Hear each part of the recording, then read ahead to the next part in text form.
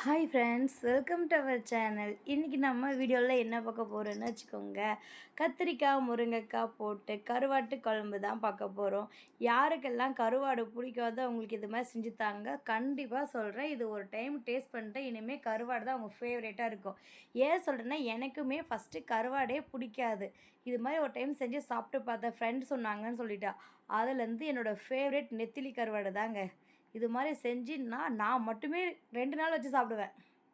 அவ்வளோ டேஸ்ட்டாக இருக்கும். கண்டிப்பாக சீரியஸ்லி சொல்கிறேன், கருவாடு பிடிக்காத உங்கள் ஃப்ரெண்டுக்கு உங்கள் ஃபேமிலி இருக்கவங்களுக்கு யாருக்கா இருந்தாலும் ஒரு டைம் இதை ஷேர் பண்ணுங்கள், செஞ்சு சாப்பிட சொல்லுங்கள்.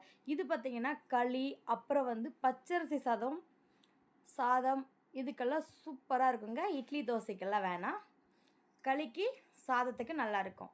எப்படி செய்யுதுன்னு பார்க்கலாமா? அதுக்கு முன்னாடி நம்ம சேனலை நீங்கள் சப்ஸ்கிரைப் பண்ணலாம், சப்ஸ்கிரைப் பண்ணிக்கோங்க. இதுக்கு நான் 4 கத்திரிக்காய் 2 முருங்கைக்காய் எடுத்து முருங்கைக்காவை கட் பண்ணி தண்ணியில் போட்டு வச்சுருக்கேன். கத்திரிக்காய் அப்படியே வச்சுருக்கேன், ஏன்னா கத்திரிக்காய் கருப்பாயிரும், அதனால் அப்புறம் கட் பண்ணிக்கலாம். கொஞ்சம் சின்ன வெங்காயம் ஒரு புடி அளவு, 10-15 பூண்டு, கொத்தமல்லி, கருவேப்பிலை, அப்புறம் தக்காளி ஒரு 4 தக்காளி வச்சுக்கோங்க. நான் குட்டி குட்டிஸாக கட் பண்ணேன். 4 பெரிய சைஸ் தக்காளி எடுத்து கட் பண்ணி வச்சுக்கோங்க. அப்புறம் பார்த்திங்கன்னா புளி ஒரு பெரிய நெல்லிக்காய் சைஸ் புளியை போட்டு தண்ணியில் ஊற வச்சுருங்க. அது ஊறட்டும். ஒரு 1/2 hour முன்னாடியே ஊற வச்சுருங்க புளி நல்லா பிசைஞ்சிட்டு அதில் பார்த்திங்கன்னா வச்சுக்கோங்க, மஞ்சத்தூள் மிளகாத்தூள் போட்டு கரைச்சி வச்சுக்கணும். இப்போ பார்த்திங்கன்னா கடாய் வச்சு கடாய் சூடாக இருந்து நல்லெண்ணெய் சேர்த்துட்டிங்கன்னா சூப்பராக இருக்கும். அப்படி நல்லெண்ணெய் இல்லைன்னா வீட்டில் இருக்க எண்ணெய் எதுவோ அதை நீங்கள் சேர்த்துக்கோங்க. கொஞ்சம் எக்ஸ்ட்ரா சேர்த்துக்கோங்க, செம்மையாக இருக்குங்க. நல்லா எண்ணெய் காஞ்சதும் சீரகம், சோம்பு, கொஞ்சமாக வெந்தயம் கொஞ்சமாக சேர்த்துக்கோங்க. வெந்தயம் அதிகம் சேர்த்திங்கன்னா கசக்கும், ஏன்னா புளிக்குழம்புக்கெல்லாம் வெந்தயம் போட்டால் தான் நல்லாயிருக்கும். நல்லா பொரிஞ்சு வரட்டும். பொரிஞ்சதுக்கப்புறம் பார்த்திங்கன்னா நம்ம உரிச்சு வச்சுருக்கோம்ல சின்ன வெங்காயம், நீங்கள் கட் பண்ணி கூட சேர்த்துக்கோங்க, இல்லை மிக்ஸியில் லைட்டாக குறப்பாக கூட அரைச்சிக்கோங்க. வெங்காயம், பூண்டு, கறி லீவ்ஸ், 2-3 பச்சை மிளகாய் சேர்த்து நல்லா வதக்குங்க. நல்லா வதங்கி வரட்டும். கொஞ்சம் உப்பு சேர்த்துக்கோங்க, வதங்கிறதுக்கு அப்போ தான் ஈஸியாக இருக்கும். நல்லா வதக்கிக்கோங்க. நீங்கள் பார்த்தீங்கன்னா கட் பண்ணி சேர்த்திங்கன்னா இன்னும் கொஞ்சம் ஈஸியாக இருக்கும் வதங்கிறதுக்கு. நான் முழுசாக சேர்த்திட்டேன், எனக்கு அது பபுள்ஸ் மாதிரி இருக்கிறது சாப்பிட ரொம்ப பிடிக்கும். அப்புறம் பார்த்திங்கன்னா நம்ம கட் பண்ணி வச்சுருக்க தக்காளி சேர்த்து நல்லா தக்காளி நல்லா மசிஞ்சு வர்ற அளவுக்கு வதங்கட்டும். அந்த கேப்பில் பார்த்திங்கன்னா நான் சொன்னேன்ல, மஞ்சத்தூளும் வீட்டு குழம்பு மிளகாய் இதை சேர்த்து இதை நல்லா கரைச்சி வச்சுக்கலாம். புளி நான் ஃபஸ்ட்டே கரைச்சி எடுத்து வச்சுட்டோம். இப்போ மஞ்சத்தூளும் அப்புறம் குழம்பு மிளகாய் தூளும் போட்டு நல்லா மிக்ஸ் பண்ணி விட போகிறோம். நீங்கள் கையை போட்டு கூட கரைச்சிக்கோங்க. அதை கரைச்சி கொஞ்சம் வச்சுட்டு கேப்பில் பார்த்திங்கன்னா அதுக்குள்ளே பாருங்கள் வதங்கி வந்துருச்சு. இப்போ பார்த்திங்கன்னா அதை நம்ம இதில் சேர்க்க போகிறோம். பார்த்திங்கன்னா உங்களுக்கு தெரியும், தக்காளி நல்லா வெந்து மசிச்சு விடுறேன் பாருங்கள். இது மாதிரி மசிச்சுட்டு பார்த்திங்கன்னா தோல் தனியாக வரணுங்க. இப்போ நம்ம எடுத்து வச்சுருக்க கத்திரிக்காய் இருக்குல்ல, கத்திரிக்காய் கட் பண்ணிக்கிறேன் பாருங்கள்.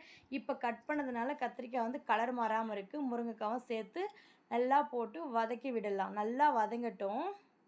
வதங்கினதுக்கு அப்புறமா நம்ம புளி தண்ணி சேர்த்துக்கலாம்.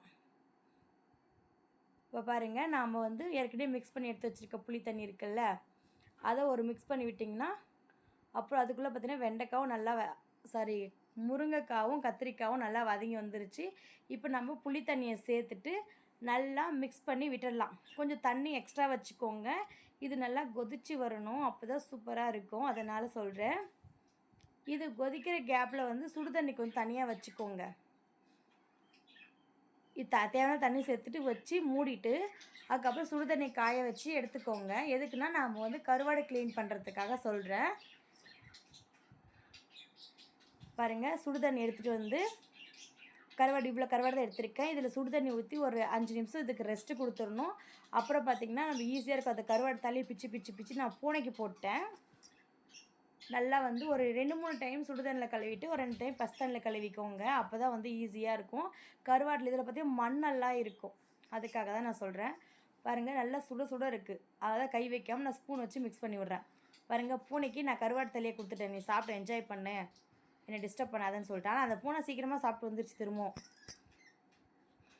இதை எடுத்து நல்லா ஒரு நிலத்தில் ஒரு 2-3 டைம் அலசி வச்சுக்கோங்க.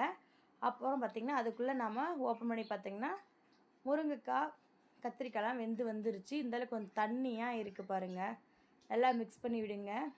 நீங்கள் பார்த்தீங்கன்னா இது செக் பண்ணிக்கோங்க, உப்பு காரம் செக் பண்ணிவிட்டு திரும்பவும் கொஞ்ச நேரம் வந்து கெட்டியாகி வரட்டும். எண்ணெய் பிரிஞ்சு வர அளவுக்கு நல்லா கெட்டியானால் தான் கருவாடு நல்லாயிருக்கும். திரும்பவும் ஒரு 5 மினிட்ஸ் கழித்து பார்க்குறோம். பாருங்கள், இப்போ வந்து சூப்பராக ரெடி ஆயிடுச்சு. இப்போ நாம் க்ளீன் பண்ணி கழுவி வச்சுருக்க கருவாடை சேர்க்க போகிறோம். முருங்கைக்காலாம் வெந்து வந்துருச்சு, உங்களுக்கு பார்த்தனாவே தெரியும். நான் கொஞ்சம் தண்ணியாக தான் இருக்குது. எதுக்குன்னா அப்போ தான் வந்து நல்லாயிருக்கும். கருவாட்டு குழம்பு வந்து கொஞ்ச நேரம் கழித்து கெட்டியாயிரும். இவ்வளோ தண்ணி இருக்குல்ல, கொஞ்ச நேரம் கழித்து ஃபுல்லாக கெட்டியாயிடுச்சு. கருவாடு போட்டு நல்லா மிக்ஸ் பண்ணி விடலாம். கருவாடு வேகிறதுக்கு ஒரு 3 மினிட்ஸ் போதும். அது ஏன்னா ஏற்கனவே நம்ம சுடு தண்ணிலாம் போட்டு எடுத்துருக்கோம்ல, அதிலே முக்கால்வாசி வெந்திருக்கும். சும்மா கொஞ்சமாக வேகட்டும்னு சொல்லி தான் போட்டு வச்சுருக்கு. அவ்வளோதான், மூடி போட்டு வச்சுட்டு இப்போ ஒரு 3 மினிட்ஸ் கழித்து ஓப்பன் பண்ணி பார்த்தா சூப்பரான சுவையான கருவாட்டு குழம்பு ரெடி. அவ்வளோதான், சுடு சுடு சாதத்தோடையோ இல்லை களியோடையோ சாப்பிட்டா வேறு லெவல் டேஸ்ட் இருக்குங்க. சீரியஸாக சொல்கிறேன், ஒரு டைம் மட்டும் நான் சொன்னதுக்காக கொஞ்சம் டைம் ட்ரை பண்ணி பாருங்கள். நீங்கள் ட்ரை பண்ணி பார்த்தீங்கன்னாவே உங்களுக்கு தெரியும். அவ்வளோதாங்க, கொத்தமல்லி தூவிட்டு ஒரு மிக்ஸ் பண்ணிவிட்டு ஸ்டவ் ஆஃப் பண்ணுங்க. அப்படியே ஸ்டவ் ஆஃப் பண்ணக்கூடாது. அப்படி ஸ்டவ் ஆஃப் பண்ணணுன்னா டக்குன்னு மூடி போட்டுடணும். இல்லைனா மிக்ஸ் பண்ணி விட்டுட்டு ஸ்டவ் ஆஃப் பண்ணிவிடுங்க.